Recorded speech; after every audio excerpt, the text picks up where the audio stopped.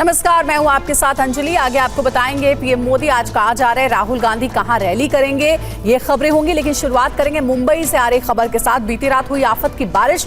मुंबई और उसके आसपास के इलाकों में लगातार बारिश के बाद हाल बेहाल है। बारिश के बाद कई जगहों पर जलभराव की वजह से मुंबई की रफ्तार धीमी पड़ गई है। ज्यादा बारिश होने के बाद मुंबई के कई इलाके में जल जमाव की स्थिति बन गई है। वाटर लॉगिंग से लोगों को सड़कों पर चलना मुश्किल हो गया है। लोग जान जोखिम में डालकर घर से बाहर निकल रहे हैं। जल भराव से सड़कों पर वाहन की रफ्तार किस कदर धीमी है। कहीं रेलवे स्टेशन के ट्रैक पर पानी भर गया है, जिसकी वजह से लोकल ट्रेनों की आवाजाही बुरी तरह से प्रभावित हुई है।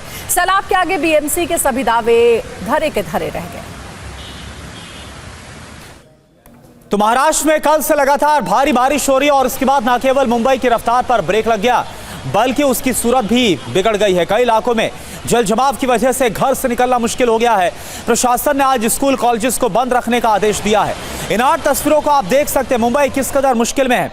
नाला सुपारा हो, दहिसर हो या ब्रिज कैंडी हो या खुरला, हर जगह पानी ही पानी है। सुबह तक हालात सामान्य नहीं हुए हैं। मुंबई लोकल के साथ हवाई सेवा भी काफी बुरी तरह से प्रभावित हुई है।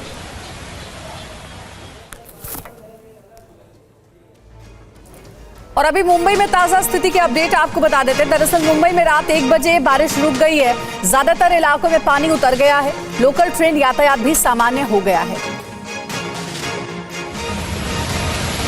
तो देखिए, तस्वीरें आपको दिखा रहे हैं। हालांकि ये रात की तस्वीर है जहां बारिश के बाद सड़कों पर जल जमाव की भारी समस्या देखने को मिली है। हालांकि रात 1 बजे बारिश रुक गई है। अभी जो ताजा अपडेट आपको दे रहे हैं उसके हिसाब से हालात अभी सामान्य है। यातायात अभी अब सामान्य हो गया है। लोकल ट्रेन अब आप इस्तेमाल कर सकते हैं, क्योंकि कहा जा रहा है कि पानी का लेवल कम हुआ है। बड़ी खबर महाराष्ट्र में बारिश पर डिप्टी सीएम देवेंद्र फडणवीस की अपील। सभी लोग सुरक्षित रहे, देवेंद्र फडणवीस की तरफ से यह अपील की गई है। महाराष्ट्र के लोगों के साथ खासतौर पर मुंबई आसपास के जो हालात है, जरूरी होने पर ही घर से बाहर निकलें, ये महाराष्ट्र के डिप्टी सीएम की तरफ से अपील की गई है लोगों से। तो ये देखिए हालात इस वक्त आपको हम दिखा रहे हैं। आज भी रेड और येलो अलर्ट जारी किया गया। कल के हालात आप देखिए किस तरह से मूसलाधार भारी बारिश के बाद मुंबई का हाल हो गया। कई लोगों की मौत हो गई। हालांकि अभी तो बारिश थमी हुई है, लेकिन आज भी भारी बारिश की संभावना है। और इसको देखते हुए महाराष्ट्र के डिप्टी सीएम देवेंद्र फडणवीस की तरफ से अपील कि बहुत जरूरी हुआ तभी आप घर से बाहर निकलें।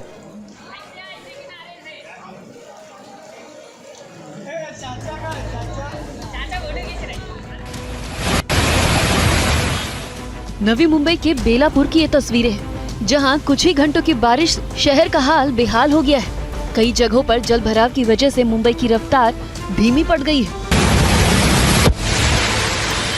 दक्षिण मुंबई के सबसे पॉश इलाके ब्रिज कैंडी की तस्वीरें देखिए। कई जगहों पर गाड़ियां लगभग पूरी तरह से पानी में डूबी नजर आई। अब मुंबई कुर्ला रेलवे स्टेशन का हाल भी देखिए। ट्रैक पर पानी भर गया है, जिसकी वजह से लोकल ट्रेनों की आवाजाही बुरी तरह से प्रभावित हुई है। मुंबई के कुर्ला पूर्व इलाके की ये तस्वीरें भी देख लीजिए। भारी बारिश के कारण शहर के कई हिस्सों में जल भराव की स्थिति बनी हुई है। ये तस्वीर मुंबई के शिवडी इलाके की है, जहां सड़कों पर 2 फीट तक पानी भर गया है। शाम के वक्त दफ्तर से छुट्टी के बाद लोग जैसे ही घर के लिए निकले, हालात देखकर दंग रह गए। मुंबई के दहिसर के नाके के पास ब्रिज के नीचे बारिश की वजह से पानी भर गया, जिससे लबालब जाम हो गया। ठाणे के कई इलाकों में आज जोरदार बारिश हुई। देर रात तक बारिश होती रही, जिससे लोग जहां तहां फंसे रहे। मुंबई के पवई आईटी के सामने की सड़क पर भारी ट्रैफिक जाम रहा। मुंबई के वेस्टर्न एक्सप्रेस और ईस्टर्न एक्सप्रेस हाईवे सहित एलबीएस रोड मुलुंड से लेकर सायन और एसवी रोड बोरीवली से लेकर बांद्रा और लिंक रोड ओशिवारा से लेकर दहिसर तक ट्रैफिक की यही स्थिति रही। मुंबई के पुर्ला ब्रिज के हालात भी देखिए। देख सकते हैं कि ब्रिज पर किस तरह ऑटो की लाइन लगी है। लोग रास्ते खुलने का इंतजार कर रहे हैं। मुंबई में बीएमसी कमिश्नर भूषण बारिश की स्थिति का जायजा लेने के लिए सीसीटीवी से निगरानी करते नजर आए। और चलिए सीधा रुख करते मुंबई का। राजीव इस वक्त आपको लाइव नजर आए। राजीव, कल की कुछ देर की भारी बारिश और उसके बाद जो पूरी मुंबई माया नगरी है वो लबालब पानी से भर गई। ऐसे में बीएमसी का रोल क्या नजर आता है और आज के जो हालात हैं इसको लेकर क्या तैयारियां हैं?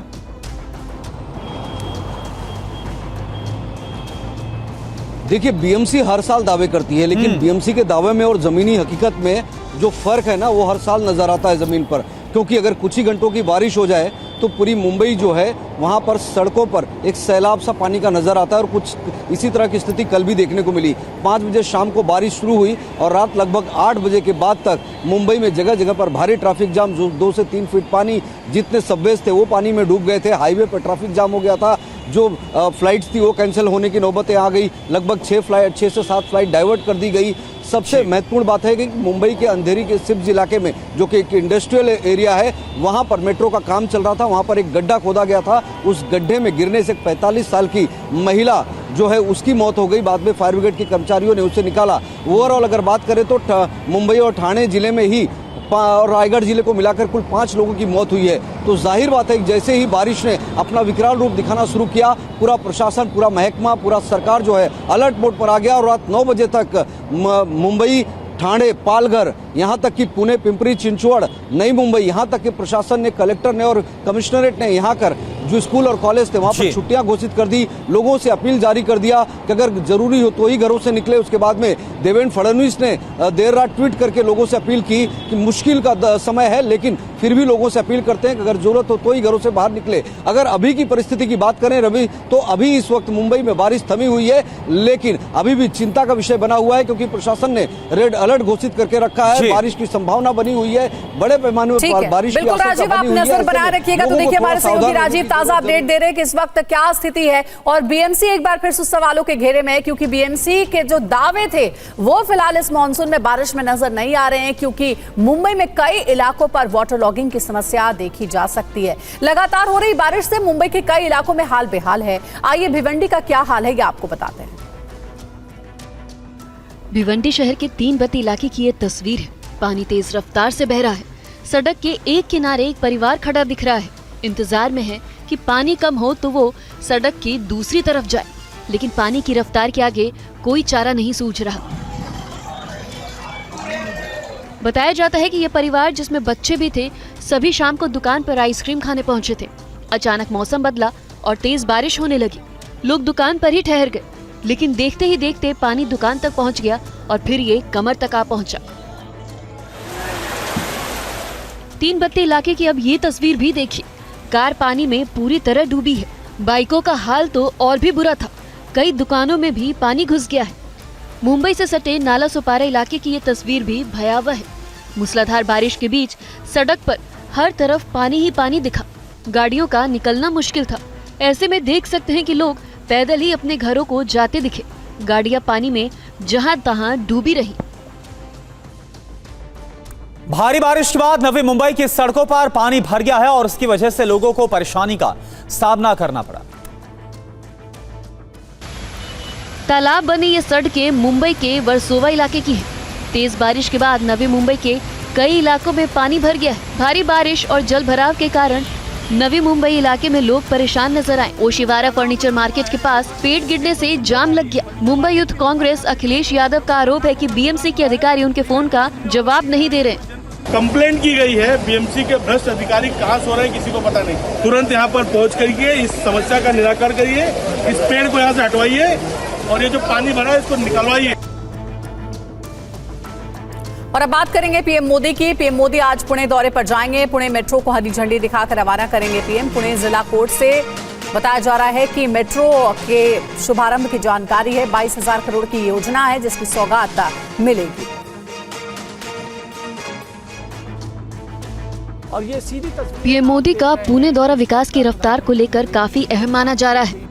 पीएम शाम करीब 6 बजे जिला न्यायालय मेट्रो स्टेशन से सर्वगेट पुणे तक चलने वाली मेट्रो को रवाना करेंगे। इस 5.46 किलोमीटर लंबे अंडरग्राउंड मेट्रो रेल खंड पर लगभग 1,810 करोड़ रुपए खर्च हुए हैं। प्रधानमंत्री लगभग 2,950 करोड़ रुपए की सर्वगेट कटराज विस्तार की आधारशिला भी रखेंगे। इसके अलावा प्रधानमंत्री भीड़ेवाड़ा में क्रांति ज्योति सावित्रीबाई फूले के पहली बालिका विद्यालय स्मारक की आधारशिला भी रखेंगे।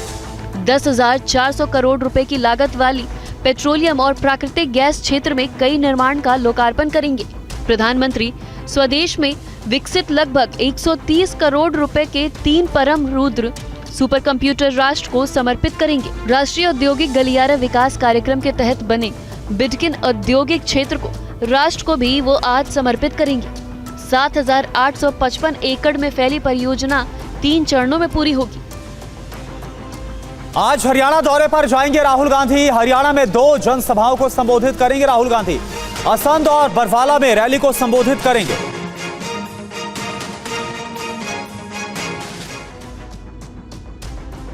नेता प्रतिपक्ष राहुल गांधी आज हरियाणा के दौरे पर जाएंगे। राहुल आज हरियाणा में 2 विधानसभा को संबोधित करेंगे। राहुल करीब 12:30 बजे करनाल जिले के असंध पहुंचेंगे। यहां जनसभा को संबोधित करने के बाद करीब 2 बजे हिसार जिले के बरवाला पहुंचेंगे और रैली को संबोधित करेंगे। इधर असंध में होने वाली राहुल की जनसभा में मंच पर कांग्रेस नेता कुमारी शैलजा भी नजर आएंगी। कुमारी शैलजा अपने समर्थकों को टिकट नहीं मिलने से नाराज बताई जा रही है। साथ ही चुनाव प्रचार में भी कम एक्टिव नजर आ रही है।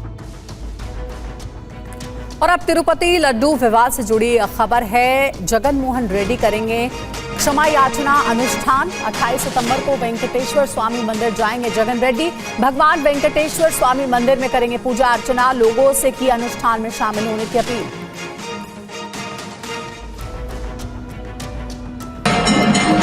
तिरुपति मंदिर लड्डू विवाद पर सियासत गर्माती जा रही है। मुख्यमंत्री नायडू के आरोपों के बीच वाईएसआर कांग्रेस पार्टी प्रमुख वाईएस जगन मोहन रेड्डी 28 सितंबर को तिरुमला पहाड़ी पर स्थित भगवान वेंकटेश्वर स्वामी मंदिर जाएंगे और पूजा अर्चना करेंगे। पार्टी सूत्रों का कहना है कि जगन मोहन 27 सितंबर को तिरुमला पहुंचेंगे और वहां रात को रुकेंगे। जगन मोहन ने लोगों से आंध्र प्रदेश के मंदिरों में पूजा अर्चना में भाग लेने का आह्वान किया ताकि तिरुपति के लड्डुओं पर आरोप लगाकर मुख्यमंत्री एन चंद्रबाबू नायडू द्वारा कथित तौर पर किए गए पाप का प्रायश्चित किया जा सके। वहीं टीडीपी ने कहा है कि जगन मोहन रेड्डी को बालाजी माफ नहीं करेंगे। See, Jagan Mohan Reddy had committed an unforgivable sin, so there will be no relief for him. Lord Balaji, Swami Venkateshwara, will not forgive him, even if Jagan Reddy climbs up the 7 hills on his knees. Even then, and the second thing is, you will not be allowed to go into the temple if you don't sign the declaration. Chandrababu Naidu ने आरोप लगाया था कि पिछली YSRCP सरकार ने श्री वेंकटेश्वर मंदिर को भी नहीं बख्शा और लड्डू बनाने के लिए घटिया सामग्री और पशु चर्बी का इस्तेमाल किया। इन आरोपों के बाद पूरे देश में विवाद बढ़ गया है। वहीं तिरुपति मंदिर के लड्डू प्रसाद को लेकर बिहार के मुजफ्फरपुर की एक अदालत में मंदिर ट्रस्ट के सदस्यों के खिलाफ हिंदुओं की धार्मिक भावनाओं को ठेस पहुंचाने के आरोप में एक याचिका दाखिल की गई है। और वहीं कृषि कानून पर कंगना रनौत की सफाई के बाद भी विपक्ष बीजेपी को घेरने में जुटा हुआ और वहीं इस पूरे मामले पर राहुल गांधी ने प्रधानमंत्री से स्पष्टीकरण मांगा है। बीजेपी सांसद कंगना रनौत के कृषि कानूनों को फिर से लागू करने वाले बयान पर सियासी तूफान मचा हुआ है। विपक्ष कंगना के बयान पर आक्रामक हो गया है। हालांकि कंगना ने कृषि कानून लागू करने वाले बयान पर सफाई दी है और खेद भी जताया है, लेकिन विपक्ष इस मुद्दे पर बीजेपी को घेरने में जुटा है। लोकसभा में नेता प्रतिपक्ष राहुल गांधी ने पीएम मोदी से स्पष्टीकरण मांगा है। राहुल ने सवाल किया है कि तीनों कृषि कानून निरस्त किया गया है या फिर से लाना चाहते हैं। ये बीजेपी के जो लोग होते हैं ये आइडियाज को टेस्ट करते रहते हैं। ये किसी से कहते हैं कि आप ये आइडिया पब्लिक में रखिए और फिर रिएक्शन देखते हैं। यही हुआ है। उनके एक सांसद ने किसान कानून जो काले कानून थे उनको रिवाइव करने की बात की। मोदी जी आप क्लैरिफाई कीजिए। एनडीए में शामिल जेडीयू ने कहा है कि कंगना अपने बयानों से विपक्ष को फायदा पहुंचा रही हैं। हर वक्त लाइमलाइट में रहने के लिए जिस तरह की भाषा का, जिस तरह के संदर्भों का वो इस्तेमाल और दुरुपयोग कर रही हैं, वो एनडीए के लिए, भाजपा के लिए घातक है। महाराष्ट्र के अंबरनाथ में 20 साल के युवक के अपहरण के मामले को पुलिस ने 12 घंटे में सुलझा लिया और युवक को सकुशल बचा लिया गया। महाराष्ट्र के अंबरनाथ में किडनैप किए गए बिल्डर संजय शेलके के 20 साल के बेटे को पुलिस ने सकुशल बचा लिया है। पुलिस ने इस मामले में 10 आरोपियों को गिरफ्तार भी कर लिया है। साथ ही उनके पास से हथियार भी बरामद किए हैं। किडनैपर्स ने बीच रास्ते में कार रोककर युवक का अपहरण किया था। इसके बाद उसके पिता संजय शेलके से 40 करोड़ रुपए की फिरौती की मांग की थी। सूचना मिलते ही पुलिस ने आरोपियों की घेराबंदी शुरू कर दी और लोकेशन ट्रेस कर युवक को सकुशल उनके चंगुल से बचा लिया। हिमाचल नेम प्लेट विवाद पर कांग्रेस का डैमेज कंट्रोल। राजीव शुक्ला से आलाकमान को राजीव शुक्ला ने रिपोर्ट सौंपी है। रिपोर्ट पर आज पार्टी रखेगी अपना पक्ष। बयान पर विक्रमादित्य सिंह ने सफाई दी है। फैसले का यूपी से लेना देना नहीं है, सिर्फ सुरक्षा के लिए आदेश। हिमाचल प्रदेश में नेम प्लेट विवाद पर जारी सियासी घमासान के बीच कांग्रेस अब डैमेज कंट्रोल करने में जुट गई है। योगी सरकार की तर्ज पर नेम प्लेट लागू करने के मंत्री विक्रमादित्य के बयान पे कांग्रेस अंदर से नाराज है। विक्रमादित्य के सोशल मीडिया ट्वीट पर पार्टी नेताओं में काफी नाराजगी है। नेताओं ने कहा है कि हिमाचल प्रदेश में कांग्रेस की सरकार रहते ऐसा कैसे हो रहा है। हिमाचल प्रदेश के कांग्रेस नेता आलाकमान को इसकी शिकायत करने की बात कह रहे हैं, जिसके बाद विक्रमादित्य को सफाई देनी पड़ी। उन्होंने कहा कि देश के किसी भी कोने से लोग आ सकते हैं, यहाँ से भी जा सकते हैं। उन्होंने कहा कि यूपी का कोई लेना देना नहीं है। इसमें यूपी का कोई लेना देना नहीं है। हिमाचल प्रदेश एक अलग राज्य है, एक अलग प्रांत है, and we have to follow the rules. Communal overtones देने की कोशिश करी जा रही है, ऐसा बिल्कुल भी नहीं है। हम, जैसा मैंने पहले भी कहा, कि प्रदेश के किसी भी कोने से हिमाचल में कोई भी व्यक्ति आ सकता है, मगर हमको वहाँ पे सिक्योरिटी को मेंटेन रखना और हार्मनी बनाकर रखना, ये सरकार का दायित्व बनता है। बताया जा रहा है कि आलाकमान ने विक्रमादित्य को हिदायत दी है कि बयान और फैसले इस तरह बताएं जिससे कंफ्यूजन ना हो। शायद इसलिए वो अपने बयान पर दोबारा सफाई दे रहे हैं। हिमाचल प्रदेश के कांग्रेस प्रभारी राजीव शुक्ला ने पूरे मामले को कैसे संभाला है और आगे क्या करना है, इसकी रिपोर्ट आलाकमान को दे दी गई है। राजीव शुक्ला की रिपोर्ट के आधार पर कांग्रेस आलाकमान ने इसके लिए मीडिया विभाग को पक्ष रखने को कहा है। इसके बाद पार्टी इस पर अपना आधिकारिक पक्ष रखेगी। विक्रमादित्य सिंह ने रेहड़ी पटरी वालों को लेकर क्या कहा, जिससे कांग्रेस में अंदरूनी कलह शुरू हो गई है। बीजेपी ने विक्रमादित्य के बयान का क्यों समर्थन किया था, आइए आपको दिखाते हैं रिपोर्ट। हिमाचल प्रदेश में कांग्रेस के मंत्री विक्रमादित्य सिंह ने यूपी के सीएम योगी आदित्यनाथ की तस्वीर वाला एक न्यूज आर्टिकल सोशल मीडिया पर शेयर किया है, जिसमें योगी सरकार के उस फैसले का ब्यौरा है जिसके तहत प्रदेश में रेहड़ी पटरी, ढाबा, रेस्टोरेंट मालिकों को दुकान पर आईडी लगाना अनिवार्य किया गया था। जिस तरीके से उत्तर प्रदेश में भी वहाँ पर भी जो रेहड़ी फड़ी वाले हैं, खास करके उनके लिए ये मैंडेटरी किया गया है कि वहाँ पर जो है आपको अपना उसमें नाम और आईडी लगाना होगा। तो हमने भी इसको यहाँ पर पूरी मजबूती से लागू करने का निर्णय किया है। विक्रमादित्य के इस बयान का बीजेपी ने स्वागत किया था। बीजेपी विक्रमादित्य के बयान पर भले ही खुश हो गई हो, लेकिन कांग्रेस के कई नेताओं ने इसका विरोध किया है। भारतीय जनता पार्टी की सरकार है उत्तर प्रदेश में, उन्होंने जिस तरह से स्ट्रीट वेंडर जो पॉलिसी वो लेकर आई है उत्तर प्रदेश में, उसकी सेम जो चीज़ है वो हिमाचल प्रदेश में भी वो इम्प्लीमेंट करने की बात कर रहे हैं। और आज हमें बहुत ज़्यादा खुशी है कि ये बात अब कांग्रेस के मंत्री भी मानते हैं। चेस ओलंपियाड में गोल्ड मेडल जीतने वाली टीम ने बुधवार को पीएम मोदी से मुलाकात की। इस दौरान टीम ने पीएम को चेस बोर्ड गिफ्ट किया है। चेस ओलंपियाड में भारत को गोल्ड मेडल दिलाने वाले प्लेयर्स से पीएम मोदी ने बुधवार को मुलाकात की। ओलंपियाड के 97 साल के इतिहास में पहली बार भारत ने ओपन और विमेंस दोनों कैटेगरी में गोल्ड जीते हैं। पीएम से मिलने वाली टीम में भारतीय महिला टीम से डी हरिका, वैशाली रमेश बाबू, दिव्या देशमुख, तानिया सचदेवा और वंतिका अग्रवाल शामिल थी, जबकि मेंस टीम से डी गुकेश, आर प्रंगनंदा, अर्जुन एरिगेसी, विदित गुजराती और हरे कृष्ण पेंटाला पीएम मोदी से मिलने पहुंचे। टीम ने पीएम मोदी को चेस बोर्ड भी गिफ्ट किया।